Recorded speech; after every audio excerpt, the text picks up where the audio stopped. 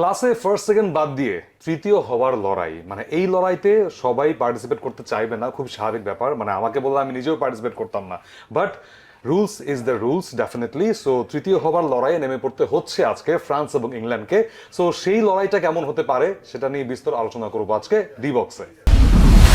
D box নিয়ে চলে এলাম আবারও চ্যানেলের পর্দায়। দেখতে পাচ্ছেন প্রতি রাত 12:30টায়, তার পাশাপাশি আই স্ক্রিনে দেখছেন প্রত্যেকটা ম্যাচ লাইভ, এবং তার পাশাপাশি রেডিও ভূমি 92.8 FM এ শুনছেন বাংলা ধারাভাষ্য এই বিশ্বকাপের।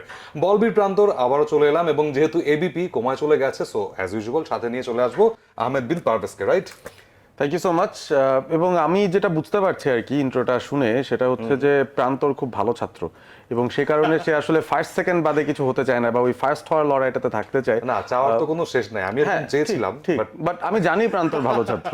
হ্যাঁ, আমার তৃতীয় চতুর্থ হতে কিন্তু খুব একটা সমস্যা নাই। এবং আমরা যদি একটু পেছনে তাকাই, মানে এই ম্যাচটার যে কনটেক্সট, ওয়ার্ল্ড কাপে কেন থার্ড প্লেস ম্যাচটা থাকে বা সেটার মূল্যটা কি, মানে মূল্যটা হচ্ছে বেসিক্যালি আপনাকে থার্ড প্লেসে থাকলে আপনাকে একটা মেডেল দিবে, সেই মেডেলটা আপনি পাবেন, এবং ওই যে ইতিহাসের পাতায় লেখা থাকবে যে এই ওয়ার্ল্ড কাপে তৃতীয় কে হয়েছিল, সেটা একটা বিষয়। চতুর্থর আবার কোনো নাম থাকে না, বা তার কোনো আলাদা মেডেল নাই। আর হচ্ছে প্রাইজ মানির যে বিষয়টা, সেখানে থার্ড টিম একটু বেশি প্রাইজ মানি পায়। বাট আমার কাছে মনে হয় যে প্রান্তর ইজ অ্যাবসলিউটলি রাইট উই সেন্সে, যে এই ম্যাচটা অন্তত ইংল্যান্ড এবং ফ্রান্স, যারা একাধিকবার বিশ্বকাপ জিতেছে, তাদের জন্য আসলে এটা মূল্যহীন একটা গেম। তবে যদি 94 যাই, যেখানে ব্রাজিল ইটালির ফাইনাল হওয়ার পর ব্রাজিল চ্যাম্পিয়ন হয়েছিল, থার্ড হয়েছিল সেই টুর্নামেন্টে সুইডেন, তাদের জন্য কিন্তু একটা বিরাট বড় মেডেল ছিল সেটা, যে আমরা থার্ড হয়েছি।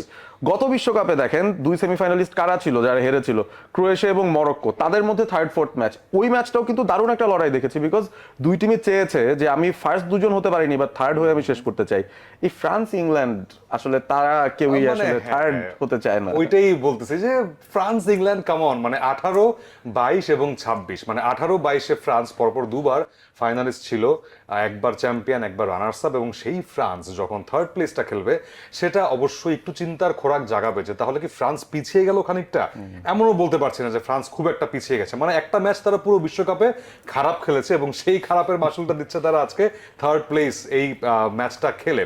সো যদি সরাসরি ম্যাচে যাই, আমি এই ম্যাচটা হতে যাচ্ছে দুই ট্যাকটিশিয়ানের লড়াই। ডেফিনেটলি দুজনই ট্যাকটিক্সে হেরে গেছে যার যার অপোনেন্টের কাছে, বাট টমাস টুকেল যেমন নিজেকে সেফ হাউসে রেখেছেন, মানে পেয়েছেন definitely, because English board, football board, তারা কিন্তু টমাস টুকেলকে রেখে দিচ্ছে 2028 ইউরো পর্যন্ত। সেখানে দিদিয়ার দেশয়ের কিন্তু আজকে শেষ ম্যাচ ফ্রান্সের ডাগআউটে। তিনি আগেই ঘোষণা দিয়েছিলেন যে হোয়াট এভার হ্যাপেন্স, ফ্রান্সের হয়ে এই বিশ্বকাপটা তার শেষ।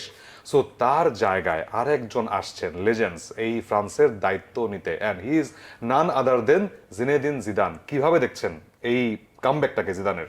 আমার মনে হয় যে এটা অ্যাপ্লিকেবল ছিল। তিনি এত বছর ধরে কেন কোথাও ঢুকছিলেন না, তিনি অপেক্ষায় ছিলেন যে কখন ফ্রান্স ন্যাশনাল টিমের পোস্টটা খালি হবে এবং তিনি সেখানে হেড কোচের দায়িত্ব পালন করবেন। সো সেই জায়গায় জিদানের আসাটা স্বাভাবিক ছিল, আমরা সবাই আগে থেকে জানতাম। তবে দিদিয়ের দেশম একটা মজার কাজ করেছেন এই ম্যাচটার আগে। ফ্রান্সের প্লেয়াররা, বিশেষ করে ওলিসে এবং তার দুই এক বন্ধুরা, তারা নাকি রিকোয়েস্ট করেছিলেন দেশমকে। তারা বলেছিলেন যে আমি মায়ামিতে এসেছি, একটু কি ঘুরে আসতে পারি কিনা, একটু বাইরে ঘুরে আসলাম, মানে থার্ড ফোর্থ ম্যাচ খেলবো, তার আগে একটু ঘুরলাম। দিদিয়ার দেশম কিন্তু মানা করে দিয়েছেন, এবং তিনি বলেছেন যে আসলে ব্যাপারটা কি, আমার যে লেগাসি আছে সেই লেগাসিটা আমি নষ্ট করতে চাই না, যে আমার ক্যারিয়ারের শেষ দুটো ম্যাচ আমি হেরেছি, এরকম কালিমা নিয়ে আমি যেতে চাই না। লাস্ট ম্যাচটা আমি জিততে চাই অ্যাজ হেড কোচ, এবং তিনি সেটা ডিজার্ভ করেন। সো তিনি তার প্লেয়ারকে বলেছেন টপ নচ অ্যাবিলিটিতে থাকতে এবং দর্শকদেরকে তাদের বেস্ট ফর্মটা দিতে, এবং ফ্রান্স যে একটা টিম, তারা যখন মাঠে নামে তারা যে বেস্ট ফুটবলটা খেলতে পারে, সেভাবে করেই তাদেরকে আসলে প্রিপেয়ার করার চেষ্টা করছেন। সো দেখা যাক সেটা রিফ্লেকশনটা এই ম্যাচে আসে কিনা। এক্স্যাক্টলি। এবং ফ্রান্সের যে দলটা নিয়ে আমরা কথা বলছি, বিকজ এই দলটাই কিন্তু খুব একটা বেশি পরিবর্তন হয়নি। যদি আমি 18-তে যাই, সেখানে অবশ্য গ্রিজম্যান ছিলেন, সেখানে জিরু ছিলেন, হ্যাঁ জিরু ছিলেন, সেখানে অনেকেই ছিলেন, বাট খুব একটা বেশি পরিবর্তন হয়নি। 2 বা 3টা জায়গায় পরিবর্তন নিয়ে তারা 22-এ খেলেছে বিশ্বকাপ। উমবাপ্পে তখনও ছিলেন এবং এখনো আছেন, এবং আই থিঙ্ক কোনো কিছু না হলে তিনি 30-এর বিশ্বকাপেও খেলবেন। সো ওই যে একটা প্রসেস, আমরা বারবার শুনি যে ট্রাস্ট দ্য প্রসেস, যেই প্রসেসে আর্সেনাল চ্যাম্পিয়ন হয়েছে শেষ পর্যন্ত। সো সেই প্রসেসটা কিন্তু চলমান থাকবে। গোয়িং টু ইংল্যান্ড, আমি ইংল্যান্ডের কথা যদি বলি, সেখানে এই দলটাও কিন্তু একটা ট্রানজিশনের ভিতর দিয়ে গেছে, বাট ট্রানজিশনের ভিতর দিয়ে যাওয়ার পরে তাদের যেই শেষ 4টা মৌসুম ইপিএলে 22-এর বিশ্বকাপের পরে অনেক প্লেয়ার বের হয়েছে, এবং এই বিশ্বকাপে টমাস টুকেল দল নির্বাচনেও কিন্তু অনেক প্লেয়ারকে বাদ দিয়েছেন, মেনশনেবল যারা আছেন এই স্কোয়াডটাতে, এবং সেই বাদটা দিয়ে শেষ পর্যন্ত যিনি সেমিফাইনালে আসা পর্যন্ত বেশ সুনাম কুড়িয়েছিলেন। বাট ওই যে লাস্ট ডান্সটা ঠিকঠাক হলো না।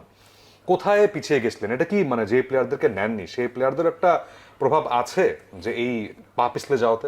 আমার মনে হয় যখন কোনো টিম হেরে যায় তখন তো অবভিয়াসলি আপনার আফসোস হয় যে স্কোয়াডে যদি এই প্লেয়ারটা থাকতো, ফিল ফোডেন যদি থাকতো কিংবা কোল পালমার থাকতো, তাহলে কি রেজাল্টটা অন্যরকম হতে পারতো কিনা, বা তারা এসে একটা ইম্প্যাক্ট রাখতে পারতেন কিনা। বাট আমার কাছে মনে হয় যে ট্যাকটিক্যালি ইংল্যান্ড মার খেয়ে গিয়েছিল সেদিন। তারা অতিরিক্ত ডিফেন্সিভ ট্যাকটিক্স চালাতে চেষ্টা করেছে আর্জেন্টিনার এগেনস্টে, এবং যেই টিমে মেসি আছেন, যেই টিমে এত ভিন্ন ভিন্ন ফিনিশার্স আছেন, তাদের সঙ্গে এত বড় ঝুঁকি না নিয়ে তিনি যদি এই দ্বিতীয় গোলটার জন্য যেতেন হয়তো সেখান থেকে একটা বেটার রেজাল্ট আসতে পারতো। বাট যা হওয়ার তা হয়ে গেছে। তাকে কিন্তু রিইনস্টেট করেছে ইংল্যান্ড, তারা রাখতে চায় তাকে ইউরো পর্যন্ত, এবং এই ম্যাচটা দিয়ে হয়তো সেই প্রসেসেরই শুরু। একটা হাই প্রোফাইল টিমের এগেনস্টে বিশ্বকাপের মঞ্চে একটা ম্যাচ খেলছেন, পুরো ওয়ার্ল্ডের চোখ তো এদিকেই। অবভিয়াসলি আমরা জানি যে সবাই ওয়ার্ম আপ করছেন ফাইনালটা দেখার জন্য, স্পেন ভার্সেস আর্জেন্টিনা। তবে এই ওয়ার্ম আপ ম্যাচটা যদি হয় ইংল্যান্ড ভার্সেস ফ্রান্স, সেখানে আমি শিওর দুটো দলই তাদের সেরাটা দিতে চাইবেন। এবং আরো একটা ফ্যাক্টর হচ্ছে 26 সদস্যের স্কোয়াড এসেছিলেন প্রত্যেকটা দেশের। এখানে এমন অনেক খেলোয়াড় আছেন প্রত্যেকটা স্কোয়াডে, ফ্রান্স এবং ইংল্যান্ডে, যারা 1 মিনিটও খেলার টাইম পাননি। তো তাদের জন্য কিন্তু এটা একটা ভালো উপলক্ষ খেলার জন্য। রাইট, ডেফিনেটলি আমি ওয়েট করছি যে ইংল্যান্ড যখন তাদের 11টা জানাবে, সেটা আমরা হয়তো রাতে জানতে পারবো, আরো ম্যাচ শুরু 1 ঘন্টা আগে।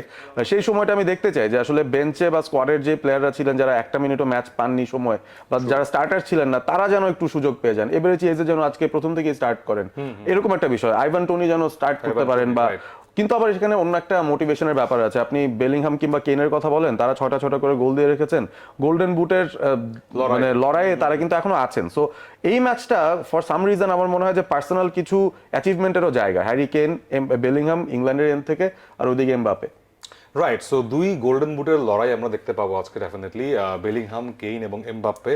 ডেফিনেটলি ওলিজের কথাও বলতে হয়। ওলিজে অ্যাসিস্টের দিক দিয়ে one of the top ranked players ছিলেন এই বিশ্বকাপে, যদিও মেসি তারপরে ছাড়িয়ে গেছেন। সো সবকিছু মিলিয়ে আমি যদি বলি যে ইংল্যান্ড এবং ফ্রান্সের আজকের এই ম্যাচটা গুরুত্বপূর্ণ আরেকটা কারণে, সেটা হচ্ছে 2 কোচের তো 2 ট্যাকটিক্সের এইটাই শেষ মুখোমুখি হওয়া, এবং তার পাশাপাশি দি বিগ 3 বেলিংহাম, এমবাপ্পে এবং সেখানে হ্যারি কেইন। সো এই 3 জনের লড়াইটা কেমন দেখতে পাচ্ছেন? আমার তো মনে হয় এমবাপ্পের ক্ষুধাটা থাকবে ডেফিনেটলি, তিনি পারলে এই ম্যাচে হ্যাট্রিক করেন। আর যেহেতু এই থার্ড প্লেস কোয়ালিফিকেশন বা থার্ড প্লেস ম্যাচটা, এটার আসলে ডিফেন্সিভ কোনো মূল্য নেই। মানে আপনি এখানে গোল বাঁচানোর চেষ্টা করে আপনার লাভ নেই। তো 2 টিমই মোস্ট লাইকলি আমার কাছে মনে হয় খুব ওপেন খেলবে। এবং আমরা সাধারণত এই পার্টিকুলার ম্যাচটা ওয়ার্ল্ড কাপের আগের ভার্সনগুলো তো দেখেছি হাই স্কোরিং ম্যাচ হতে, কারণ 2 টিমই অ্যাটাক করতে যায়, ডিফেন্সিভলি তারা খুব একটা আসলে চিন্তা করে না। সো যদি একটা 4-3 বা 5-4 ম্যাচ আমরা দেখি এই দুটো টিমের মধ্যে, মোস্ট লাইকলি সেখানে হয়তো এমবাপ্পের একটা হ্যাট্রিক আমরা দেখে ফেলতে পারি। অন্যদিকে হ্যারি কেনও গোল দেওয়ার চেষ্টা করবেন, বেলিংহামও চাইবেন গোল দিতে। এবং এই ম্যাচটাকে আবার অনেকে বলছেন যে রিয়াল মাদ্রিদ ডার্বি টাইপের, মানে এই সাইডে বেলিংহাম, ওই সাইডে এমবাপ্পে, যেই গোল দিবে নাকি রিয়াল মাদ্রিদের ফ্যানরা খুশি।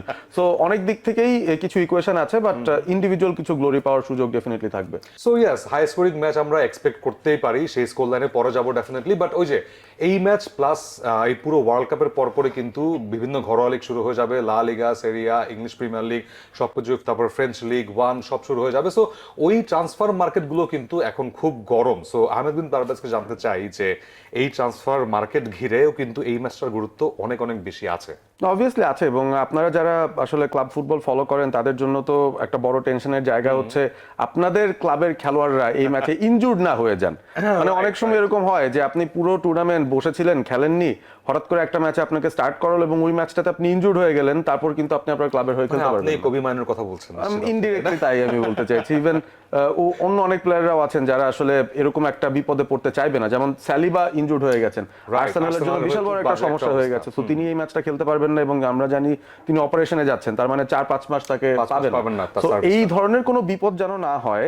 গোল স্কোরিং ম্যাচও আজকে হয়তো হবে, তবে গা বাঁচিয়ে খেলারও চেষ্টা করবেন প্লেয়ার। ইভেন্চুয়ালি যেমন রিয়াল মাদ্রিদের নতুন কোচ হোসে মরিনহো এসেছেন, সো মরিনহো চাইবেন না যে এমবাপ্পে কিংবা বেলিংহাম চোটে পড়ুক এবং তাদের বিশ্বকাপের পরে সেই লিগের প্রথম দিকে তাদেরকে না পাওয়া যায়, বিকজ বার্সেলোনা কিন্তু দুর্দান্ত ফর্মে আছে, শেষবারের তারা কিন্তু সেই লা লিগার চ্যাম্পিয়ন। সো মাদ্রিদ থেকে শুরু করে আর্সেনাল বলি, ম্যান ইউনাইটেড বলি, ম্যান সিটি বলি, চেলসি বলি, সবাই কিন্তু চেয়ে থাকছে এই শেষ দিকের কয়েকটা ম্যাচের দিকে, যাতে এই শেষ দিকে তাদের কোনো মানে পা হোঁচট না খেয়ে তাদের প্লেয়াররা আউট হয়ে যান। এবং আর্জেন্টিনা তো আরো বেশি, ফাইনালের সময় তাদের 6-7 জন প্লেয়ার সেই ইংলিশ প্রিমিয়ার লিগে খেলেন, তাদের চোখ অবশ্যই থাকবে এই দুটো ম্যাচের দিকে। সো এই দুটো ম্যাচ নিয়ে জবনিকা পতন ঘটতে যাচ্ছে এই বিশ্বকাপের। আগামীকাল আমরা রিবক্স বড় পরিসরে নিয়ে চলে আসব, একটা কিছু সারপ্রাইজ থাকছে আপনাদের জন্য। সো সেই সারপ্রাইজ গুলো ডেফিনেটলি দেখতে চোখ রাখবেন চ্যানেলের পর্দায়। রাত 12:30টায় চলে আসবো ডিবক্স নিয়ে। আপাতত আজকে বিদায় নিচ্ছি ডিবক্সের পর্দা থেকে। Good night.